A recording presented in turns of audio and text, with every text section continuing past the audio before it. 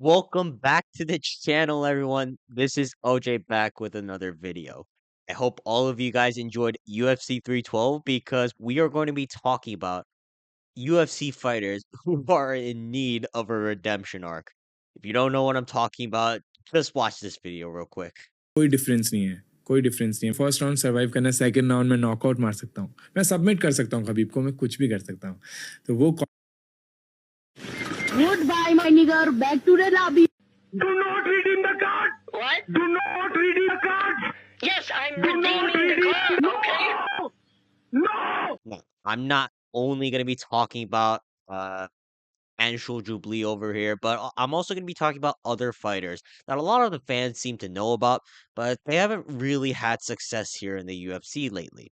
So I'm going to be rating each of these guys in a set of tiers I have up on the screen in a few seconds. So without wasting any more time, let's jump right into the video. Starting off with the guy that was in the edit I just showed you into the intro, Anshul Jubilee. Jubilee definitely deserves to be redeem the card. You can't tell me that out of everyone in the country of India, Anshul Jubilee is the only one that is on the UFC roster. A country with a population of 1 billion people can't produce an MMA fighter more capable than Anshul Jubilee. That's just kind of sad. No, but in all seriousness, though, that fight was stopped a little bit early. It looked like Jubilee got knocked out for a brief second, but then he immediately tried to recover by holding onto a single leg. Like, I thought Jubilee was coping at first because, in my mind, all I can think about are the angry gift card scammer voiceovers as you see Jubilee complaining to the referee about the stoppage. But even if you don't agree with me regarding the stoppage, Jubilee has now become a UFC superstar because he is the answer to Khabib Nurmagomedov, Islam Makhachev. I understand Jubilee's coming off 2 knockout losses, but you can't have the GOAT of Indian MMA go out like that. He deserves a chance to redeem the card against someone the likes of Damir Hadzovic or some other random NPC in the lightweight division. Someone needs to redeem the card of Anshul Jubilee. Hopefully, we get an actual capable Indian MMA fighter in the UFC for once. Now, up next, we have, in my opinion, a future top 5 welterweight fighter, Mickey Gall. For those of you who don't know who this guy is, he is the guy who choked out CM Punk before everyone started whooping CM Punk's ass. Fast forward to 2025, Mickey Gall finds himself on a 4-fight loss streak with a record of 7-7. Now, I wouldn't be surprised if he hasn't been cut already, but just hear me out on this one. Imagine we get that Mickey Gall redemption arc. Like, how awesome would that be? Most of you guys probably don't know who prime Mickey Gall is. Again, not only did he whoop CM Punk's ass, but as Joe Rogans would say, nobody does that to CM Punk. Nobody chokes out CM Punk in the first round because only Mickey Gall was able to do so. Okay, but for real though, even though he's kind of us, a lot of people do like him unironically because he beat CM Punk. So just give him like one more fight in the UFC if the UFC haven't cut him already. And yeah, hopefully he enjoys retirement right after. Next, we have another fighter who was also featured on UFC 312, Jimmy Crute. They don't rob my boy of a win in UFC 312 because real hardcore fans know that Alex Pereira is scared to fight my light heavyweight goat, Jimmy Crute. I'm sorry, I can't.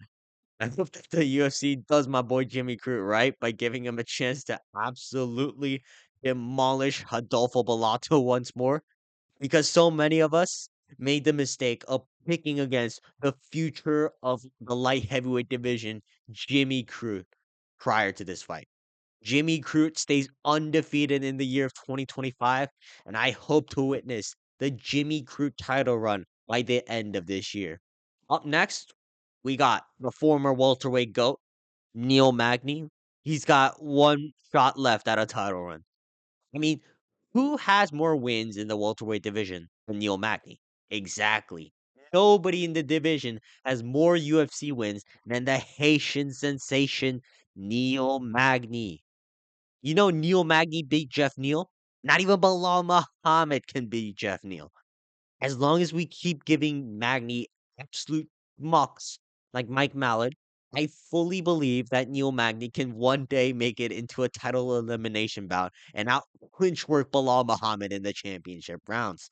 Just don't give him anyone who actually knows how to grapple or knock people out with one shot, or anyone who frankly has talent, unless it's Jeff Neal. And we're set for a Magny title run. Just you wait, UFC, because I know that the UFC guys are afraid of the day that the Haitian sensation gets his hands on the UFC belt. Because then we're going to have to start saying that Neil Magny is the undisputed GOAT of the welterweight division.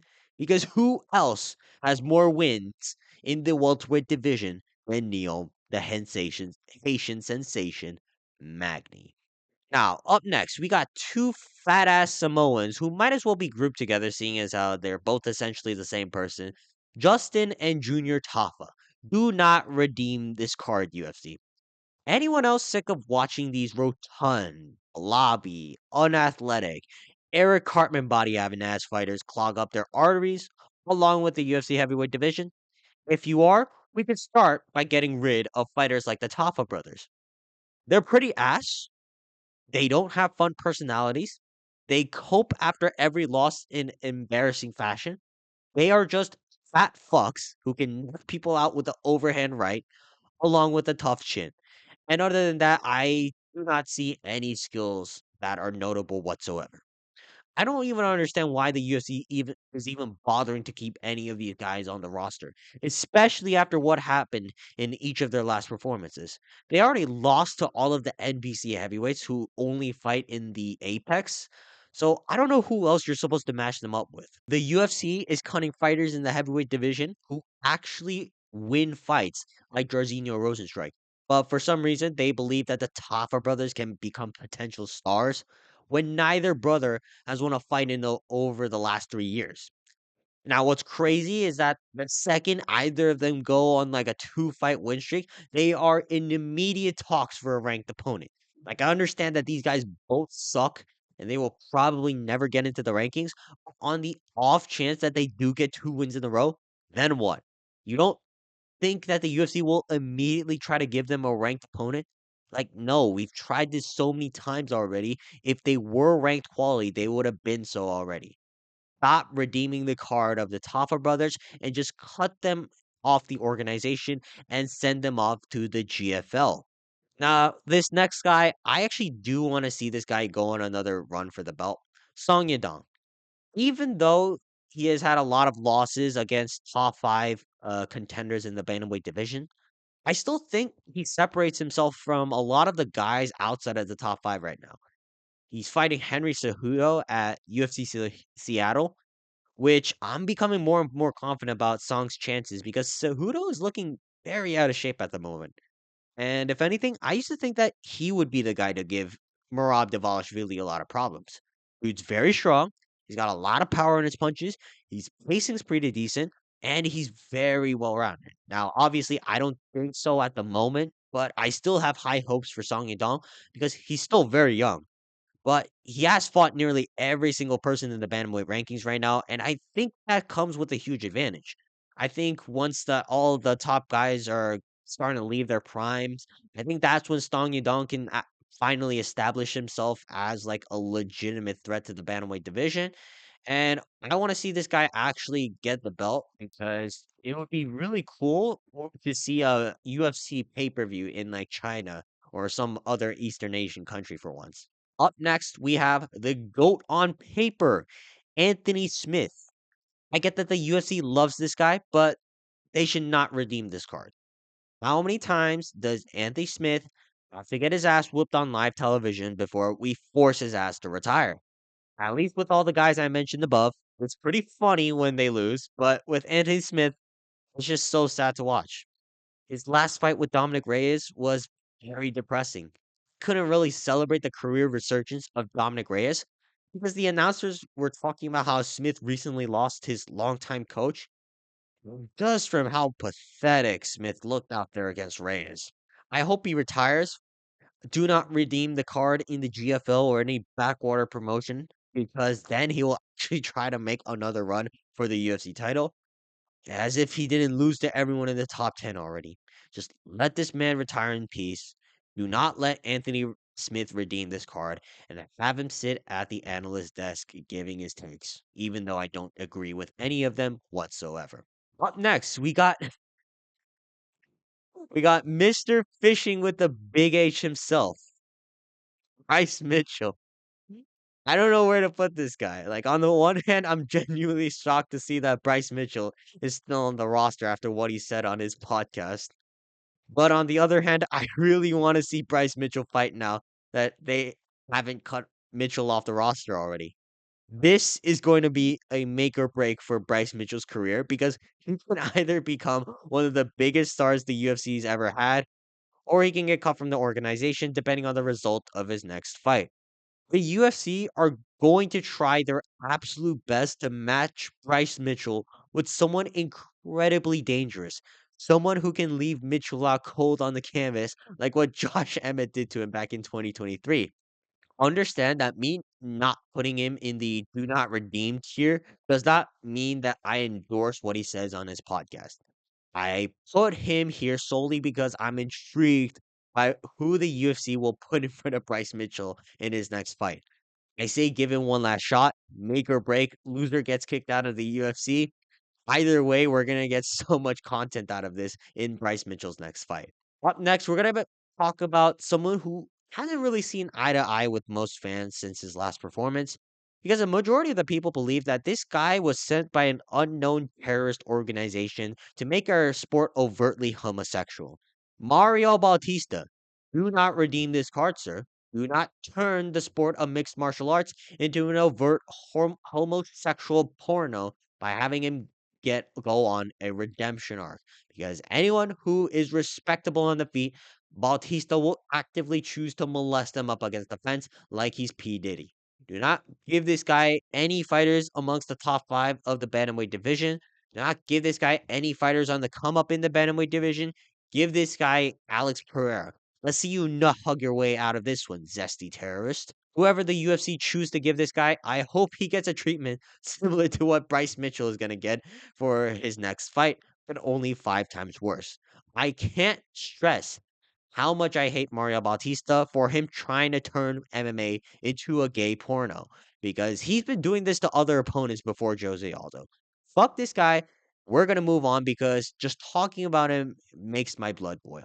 Up next, we got someone who I actually want to see go on a redemption arc, if you will, because he's had a bad start to his UFC career, but I think he's incredibly talented. Jordan Vucenic is fucking nice with it. If you're like in that phase where you're starting to watch all the fight nights and Apex events and you want to keep track of fighters who are on the come up, watch Jordan Vucenic because he is so fucking good. He came in on short notice, up a weight class against Guram Kutateladze a couple months back, who's a very tricky test to deal with. Arguably, could have been a draw because in the first round, he was torching Guram's ass, and that round could have been scored a 10-8 for Vucenic. I think now that Vucenic has had time to settle into the UFC and into the 155-pound weight class, we're going to start seeing some highlight reels from this guy. He's fighting Chris Duncan on the London card next month, and I reckon he bodies Chris Duncan because Vucenic is just that good in my opinion. After he starches out Duncan, I don't think it'll take long for Vucenic's name to be mentioned amongst top-ranked lightweight contenders. I really hope the UFC catches on to this fast because he's very talented. He beat a lot of good guys even in the regional scenes. I don't understand why it took this long for the UFC to sign him, but I'm glad that he's here now. And now that he's actually established himself as a full-time UFC fighter, I want to see how far he goes. Last but not least, we're going to give my boy Brian Ortega a chance to redeem himself by going on another title run. He got absolutely bodied by Diego Lopez at UFC 306, but before then, he was looking good. He beat Yair Rodriguez, which, if you want to say Rodriguez is shit, fair enough. Everyone, including myself, was picking Rodriguez at the time. Also, it's just not same without Ortega in the top 5 of the featherweight division. Like, nobody can fluke a win like Brian Ortega by just having a better chin than his opponent. And in my opinion, that's what I like a lot about him because it's fucking hilarious to see Ortega just look like shit in the early rounds and then him slowly coming back for some bullshit arm triangle or mounted guillotine. Not to mention Ortega's press conferences where his CT fully kicks in and he starts yapping about how he needs to shed his wings and beak like the eagle and have us all believing it's just part of the Brian Ortega storyline. Like, I unironically get hyped when seeing Brian Ortega, even though I know it's terrible because I wanna see what this guy says in the press conferences. But you have to factor in one thing in that Brian Ortega is a featherweight who wants to move up to lightweight. Now, featherweights are usually much better than lightweights, so I actually think Ortega can do very well depending on who the UFC matches him up against, if he chooses to move up to lightweight. If the UFC decides to redeem the Brian Ortega storyline card, we get to witness the Ego go on one last title run, and I think that will be a special case to witness, in my opinion. Anyways, that's going to be it for today's video. Let me know in the comments down below any fighters you want to see go on a redemption arc right now, and if you generally agree with my list. Other than that, like and subscribe, and I will see you guys next time. Peace.